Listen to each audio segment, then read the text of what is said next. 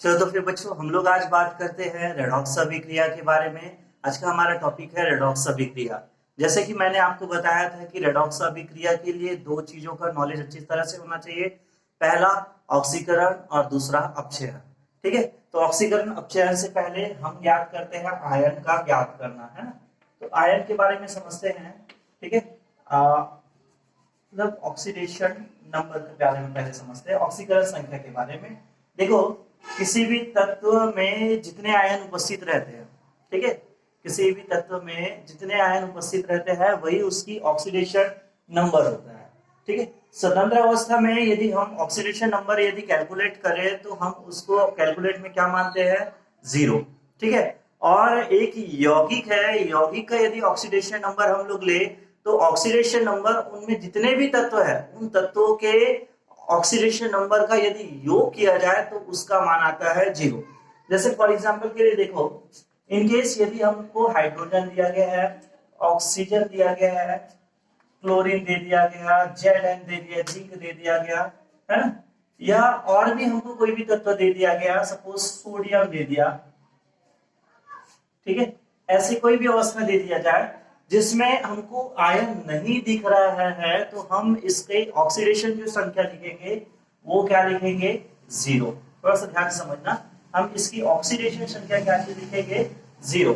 यदि हमको कोई तत्व, ध्यान देना, हमको कोई तत्व स्वतंत्र रूप में दिखा है, यदि उसके ऊपर में प्लस माइनस का चिन्ह नहीं है तो हमें उसका ऑक्सीडेशन नंबर क्या चीज लिख रहा है, 0।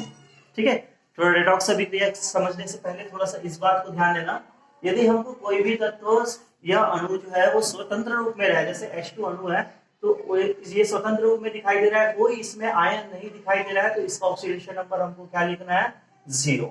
ठीक है, ये देखो, ये तत्व सोडियम तत्व है, यहाँ पे इसका ऑक्सीडेशन नंबर क्या चीज लिखना है, 0। ठीक है, ये रेडॉक्स अभिक्रिया के लिए है ना।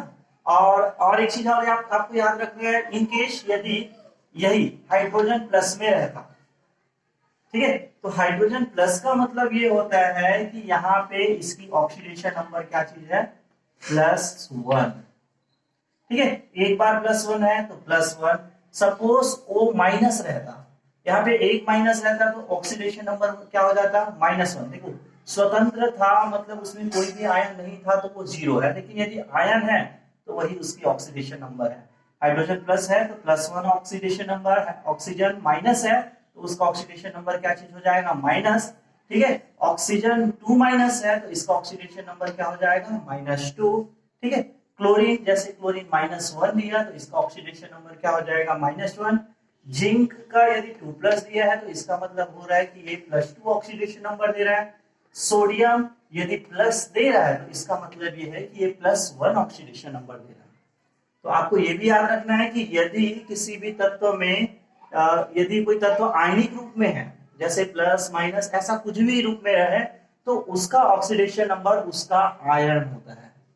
ठीक है, तो आपको ये दो बात अच्छे दिमाग में रखना है। क्या, पहली बात कि यदि कोई तत्व हमको क्या चीज स्वतंत्र रूप में दिखे, मुक्त रूप में दिखे, तो हम उसका ऑक्सीडेशन नंबर क्या लिखेंगे, 0। और यदि कोई तत्व हमको क्या किस रूप में दिखे, आयन के रूप में दिखे, तो हम उसका ऑक्सीडेशन नंबर क्या लिखेंगे, वो जितना आयन रहेगा, जैसे प्लस है तो +1, -1 है तो -1, -2 है तो -2। ठीक है, तो आपको ये दिमाग में रखना ऑक्सीडेशन नंबर के लिए है। और क्या याद रखना है आपको रेडॉक्स अभिक्रिया के लिए, तो एक और चीज आपको याद रखना है, ये जैसे NaCl। ठीक है, देखो, स्वतंत्र तत्व में क्या चीज होता है, मैं बताया स्वतंत्र तत्व का ऑक्सीडेशन नंबर क्या होता है, 0। ठीक है, स्वतंत्र तत्व में आपको याद रखना ऑक्सीडेशन क्या होता है, 0। आयनिक तत्व है, यदि उसमें आयनिक तत्व है तो ऑक्सीडेशन नंबर क्या होगा, उसका जो भी आयन रहेगा, जैसे +1 -1 ये रहेगा। अब देखो, हमको यौगिक दिया जाए, ठीक है, थर्ड नंबर क्या चीज है, यौगिक। तो यौगिक का ऑक्सीडेशन नंबर कैसे ज्ञात करते हैं, तो याद रखना, यौगिक के तत्वों का ऑक्सीडेशन नंबर का योग हमेशा 0 होता है। ठीक है, यौगिक में याद रखना कि जो तत्वों का ऑक्सीडेशन नंबर का योग सदैव 0 होता है ना। अब देखो कैसे 0 होता है, तो चलो देखते हैं। हमको पता है सोडियम जो देता है वो कौन सा, देखो यौगिक में स्वतंत्र है नहीं सोचेंगे, क्योंकि ये दोनों एक दूसरे से जुड़े हुए हैं, तो स्वतंत्र नहीं बोलते, वो आयनिक कहलाते हैं। चलो आयनिक में देखो हमको पता है सोडियम का जो होता है हमेशा कौन सा ऑक्सीकरण नंबर होता है, +1, और क्लोरीन का कौन सी अवस्था होती है, तो ये होता है -1। और यदि हम दोनों को जोड़ दे +1 -1 तो क्या हो गया 0। तो आपको याद रखना है यौगिक में तत्वों का ऑक्सीडेशन योग क्या होता है, हमेशा 0। ठीक है, तो ये हो गया। चलो एक और एग्जांपल ले लेते हैं हम लोग, ZnCl2। अब मुझे पता नहीं कि Zn का क्या होता है ऑक्सीडेशन संख्या, मुझे पता है, अभी आपको पता नहीं है, आपको शायद पता भी होगा, है ना। लेकिन हमको इसकी ऑक्सीडेशन संख्या निकालना है, किसका, जिंक का। तो सिंपल तरीका ये है, हमको क्लोरीन का पता है, क्लोरीन का ऑक्सीडेशन संख्या कितना होता है, एक का होता है -1, लेकिन ये तो 2 बार है, तो इसका ऑक्सीडेशन संख्या कितना होगा, -2। ठीक है, एक क्लोरीन का -1, लेकिन 2 बार क्लोरीन है, तो क्लोरीन एक और -1 हो जाएगा, -1 क्या हो जाएगा, -2। ठीक है, अब इधर ध्यान देना, ये -3 है, हमको -2 है, हमको पता है कि योग में हमेशा क्या होता है 0, तो ये -2 है, और योग हमको क्या चीज करनी, क्या करे कि यहाँ पे कौन सा साइन ले कि ये 0 हो जाए, तो हमको वो अंक लेना है क्या, +2, ताकि प्लस माइनस सेम सेम क्या हो जाए 0। तो यहाँ से जिंक का ऑक्सीडेशन नंबर कितना आएगा, +2।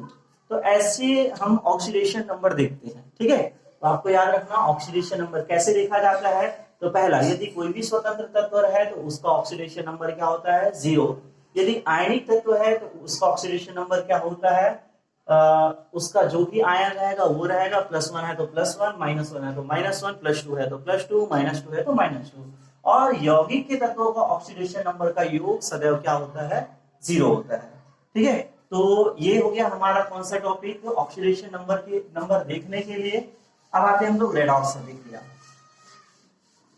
ठीक है, तो रेडॉक्स अभिक्रिया क्या चीज है, ये भी आप अच्छी तरह से जानते हैं, है ना। रेडॉक्स अभिक्रिया क्या होती है, वे अभिक्रिया,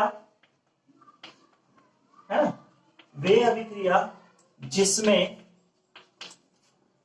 ऑक्सीकरण, ठीक है, तथा अपचयन, है ना, ध्यान देना, वे अभिक्रिया जिसमें ऑक्सीकरण तथा अपचयन दोनों साथ साथ हो। ठीक है, दोनों साथ साथ हो, मतलब किसी भी तत्व का ऑक्सीकरण होना भी जरूरी है और किसी तत्व का अपचयन होना भी जरूरी है। यदि खाली ऑक्सीकरण हो रहा है, अपचयन नहीं हो रहा है, तो हम बोलेंगे ये रेडॉक्स अभिक्रिया नहीं है। यदि सिर्फ अपचयन हो रहा है और ऑक्सीकरण नहीं हो रहा है, तो हम बोलेंगे ये रेडॉक्स अभिक्रिया नहीं है। तो रेडॉक्स अभिक्रिया तभी मानी जाती है जब ऑक्सीकरण और अपचयन साथ साथ हो। ठीक है, अब ये ऑक्सीकरण क्या है, अपचयन क्या है, तो चलो ऑक्सीकरण अपचयन समझते हैं। ऑक्सीकरण, ठीक है, तो ऑक्सीकरण क्या होता है, किसी भी तत्व या परमाणु या आयन, ठीक है, क्या चीज, मैं शॉर्ट शब्दों में लिख रहा हूं, तत्व हो सकता है, वही परमाणु भी बोल सकते हैं उसको, अणु भी ले सकते हैं या आयन भी ले सकते हैं। तत्व, परमाणु, अणु, आयन जो भी है ना, इसका यदि अभिकारक से उत्पाद में जाने पर, ठीक है, अभिकारक से उत्पाद में जाने पर यदि ऑक्सीडेशन नंबर में वृद्धि हो, ठीक है, याद रखना, यदि अभिकारक से उत्पाद में जा रहा है और उसके ऑक्सीडेशन नंबर में क्या हो रहा है, वृद्धि हो रहा है, तो ये अभिक्रिया कहलाते हैं ऑक्सीकरण। ठीक है, तो वो ऑक्सीकरण कहलाता है। आपको ये पॉइंट याद रखना है कि जब भी अभिकारक से उत्पाद में कोई तत्व जा रहा है और उसके ऑक्सीडेशन नंबर में क्या हो रहा है, वृद्धि हो रहा है, तो ये कहलाएगा क्या, ऑक्सीकरण कहलाएगा। जैसे फॉर एग्जांपल के लिए देखते हैं, चलो एक साथ एक काम करते हैं, हम दोनों को साथ साथ लेते हैं। ठीक है, तो ये हो गया ऑक्सीडेशन में वृद्धि क्या कहलाता है, ऑक्सीकरण। सेम जस्ट अपोजिट क्या चीज, अपचयन। अपचयन क्या चीज होता है, तो सेम तत्व, परमाणु, अणु या आयन क्या चीज हो, अभिकारक से, ठीक है, उत्पाद, ध्यान देना ना, अभिकारक से उत्पाद में जाने पर ऑक्सीडेशन नंबर में क्या आता है, कमी आता है। ठीक है, किसी तत्व या परमाणु या अणु या आयन के अभिकारक से उत्पाद में जाने पर ऑक्सीडेशन में कमी होता है तो वो अभिक्रिया क्या कहलाता है, वो कहलाता है अपचय। ठीक है, तो आप इसको स्क्रीनशॉट ले लीजिए या फिर इसको आप वीडियो को रोककर इसको अपनी कॉपी में शॉर्ट शब्दों में लिख लीजिए ताकि रेडॉक्स अभिक्रिया आपको बिल्कुल समझ आए। देखिए याद रखना, रेडॉक्स अभिक्रिया क्या होता है कि ऐसी अभिक्रिया जिसमें ऑक्सीकरण और अपचयन दोनों साथ साथ हो, दोनों होना जरूरी है। ठीक है, दोनों में से किसी एक हो रहा है, कोई एक नहीं हो रहा है तो हम रेडॉक्स अभिक्रिया नहीं बोलेंगे। ठीक है, तो ऑक्सीकरण और अपचयन दोनों साथ साथ हो तो वो रेडॉक्स अभिक्रिया कहलाएगा। ऑक्सीकरण के लिए याद रखना, अभिकारक से उत्पाद मतलब क्रियाकारक और क्रियाफल।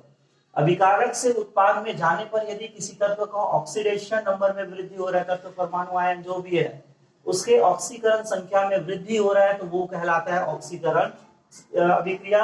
और अपचयन क्या कहलाता है कि अभिकारक से उत्पाद में जाने पर यदि ऑक्सीकरण संख्या में कमी हो रहा है तो वो क्या चीज कहलाता है, अपचयन कहलाता है। तो चलो हम रेडॉक्स अभिक्रिया का कुछ उदाहरण समझते हैं और इसको आप अपने कॉपी पे नोट कर लीजिए ताकि आपको समझ आए।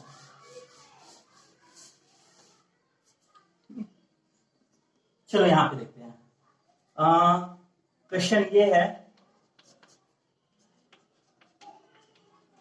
दी गई अभिक्रिया रेडॉक्स अभिक्रिया है अथवा नहीं। ठीक है, हमारा क्वेश्चन ये है कि हमको जो अभिक्रिया दिया गया है वो रेडॉक्स अभिक्रिया है अथवा नहीं, ये हमको बताना है ना। तो चलो ये हमको अभिक्रिया दिया गया है, क्या चीज, Na, ठीक है, Cl NaCl, वो बन रहा है क्या, Na, ठीक है, 2Na और Cl, हमको एक अभिक्रिया दी गई है। ठीक है, तो सबसे पहले देख लेना कि क्या अभिक्रिया संतुलित है या नहीं है। तो देखो 2Na है तो हम सामने में 2Na लगा लेंगे, Cl तो 2 बार है तो ये ऑलरेडी पहले अभिक्रिया को कंप्लीट करना है ना। अब देखो ये अभिक्रिया रेडॉक्स अभिक्रिया है या नहीं हमको पता करना है। तो मैंने अभी आप लोगों को बताया था स्टार्ट में कि यदि कोई तत्व स्वतंत्र में है तो हम क्या लेंगे, उसके ऑक्सीडेशन नंबर हमेशा क्या लेंगे, 0। यदि कोई तत्व आयन में है तो उसका ऑक्सीडेशन नंबर होता है उसका आयन। यदि कोई यौगिक है तो उसका ऑक्सीडेशन नंबर का योग क्या होता है, 0, मतलब उसमें हम तत्वों का अलग अलग ऑक्सीडेशन नंबर निकाल लेंगे, है ना। और अपचयन क्या चीज होता है, ऑक्सीकरण क्या होता है, तो ऑक्सीकरण इधर ध्यान देना,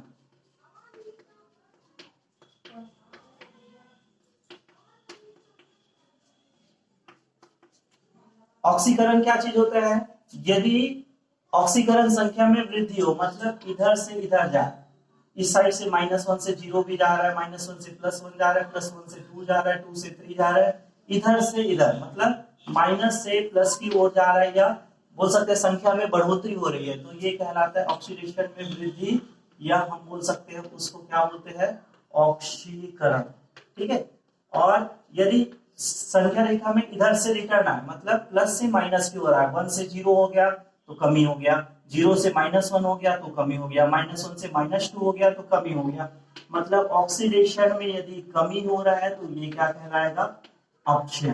ठीक है, तो इस चीज को आपको दिमाग में रखना है, और दोनों अभिक्रिया साथ साथ हो तो वो क्या कहलाएगा, रेडॉक्स अभिक्रिया। तो चलो इसका मैं सॉल्व कर रहा हूं, ये हमको अभिक्रिया दिया गया है तो इसका हल देखिए ध्यान से, दिया है अभिक्रिया, सबसे पहले आप अभिक्रिया लिख लीजिए। तो जो भी अभिक्रिया दिया है ये इसको बीचों बीच लिखना, 2NaCl इंटरचेंज 2Na + Cl2। ठीक है, सबसे पहले जो भी अभिक्रिया दिया जाएगा उस अभिक्रिया को आप पहले लिख लीजिए। अब लिखने के बाद क्या करना है, आपको ये देखना है कि इसमें कहीं कोई स्वतंत्र तत्व अणु परमाणु है क्या, ये पहले देख लेना, ताकि बाद में हम रेडॉक्स अभिक्रिया बताएंगे।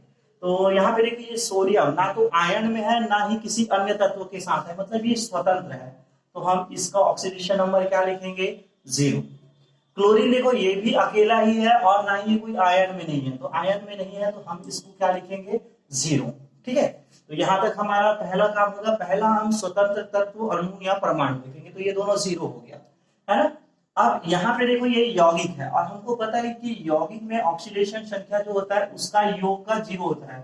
तो Na का हमको पता है, Na का ऑक्सीडेशन क्या होगा, +1। अब यहाँ पे ऐसा नहीं बोलना कि सर Na तो जीरो हो गया, यहाँ पे Na+1 क्यों हुआ, क्योंकि यदि किसी तत्व के साथ रहे या आयन में रहे तो उसका ऑक्सीडेशन नंबर प्लस माइनस जो भी होता है वो होता है ना। तो Na+1 ऑक्सीडेशन नंबर देता है, हम पढ़ चुके हैं इसके बारे में, और Cl क्या देता है, -1, और दोनों को यदि जोड़े तो क्या चीज हो रहा है, 0। ठीक है, तो सबसे पहला काम आप पहले ये लिख लेना।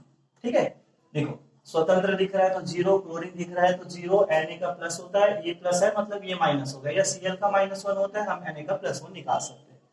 अब देखो यहाँ पे देखते हैं सोडियम, Na का क्या चीज है, +1 है। यहां से उस साइड देखेंगे, कंपेयर करेंगे, अभिकारक से उत्पाद, बिना अभिकारक से उत्पाद में कंपेयर नहीं कर, कंपेयर किए बिना हम नहीं बता सकते कि ये ऑक्सीकरण दे रहा है या अपचय। ठीक है, तो चलो कंपेयर करते हैं। और ये है हमारा अभिकारक, ठीक है, जो क्रियाकारक होता है जहां पे क्रिया संपन्न होता है, ये अभिकारक हो गया, और ये हमारा क्या चीज है, उत्पाद। थोड़ा सा ध्यान समझना ना।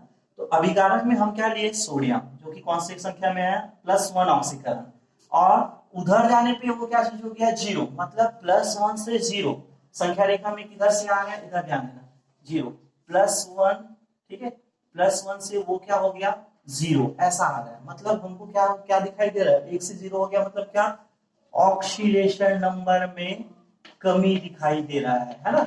ऑक्सीडेशन नंबर में क्या चीज दिखाई दे रहा है, कमी दिखाई दे रहा है, और कमी को हम क्या बोलते हैं, अपचय। ठीक है, तो ऑक्सीडेशन में कमी मतलब अपचय। अब Na का तो काम खत्म हो गया, दूसरा तत्व क्या चीज दिखाई दे रहा है, Cl, है ना। तो चलो Cl का हम यहां से ले लेते हैं, यहां से मैं ला रहा हूं, है ना।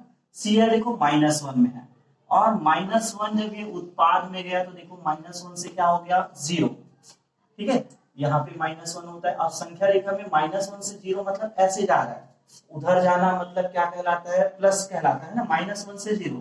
तो Cl -1 से कहा चला गया, 0, मतलब O एंड में क्या हो रहा है, ऑक्सीडेशन में क्या चीज हो रहा है, यहाँ पे वृद्धि हो रहा है। मतलब ऑक्सीडेशन में वृद्धि का मतलब क्या कहलाता है, ऑक्सीकरण।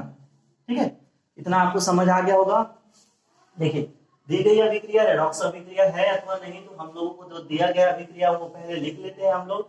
अब उसके बाद देखिए कि हम पहले सबसे पहले उसका ऑक्सीडेशन नंबर लिखेंगे। बिना ऑक्सीडेशन नंबर का ऑक्सीकरण अपचय नहीं बता सकते, और बिना ऑक्सीकरण अपचय निकाले हम रेडॉक्स अभिक्रिया नहीं बता सकते। तो Na का प्लस हुआ, और जो दूसरे साइड में उत्पाद में जाके 0 हो गया। Cl माइनस था, वो उत्पाद में जाके क्या हो गया, 0, मतलब O एंड में कमी हो रहा है और O एंड में वृद्धि हो रहा है, मतलब अपचयन भी हो रहा है और ये ऑक्सीकरण भी हो रहा है। तो दी गई अभिक्रिया क्या चीज कहलाएगा, रेडॉक्स अभिक्रिया कहलाएगा। दी गई अभिक्रिया,